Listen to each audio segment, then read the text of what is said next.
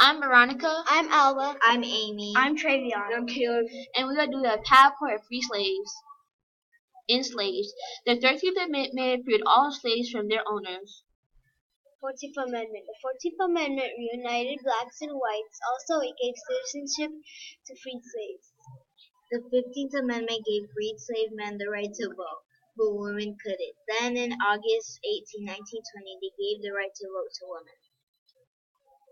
Sharecropping. Sharecropping was basically for freed slaves that couldn't find jobs from those who were in debt. They worked on farms that they could pay off debt. Sharecropping was basically a different form of slavery. This pie chart shows African American that came from Africa to the United States. Questions. What was the 13th Amendment? What amendment gave citizenship to slaves? What was sharecropping? Who got the right to vote first in gender? Thank You for watching. Bye.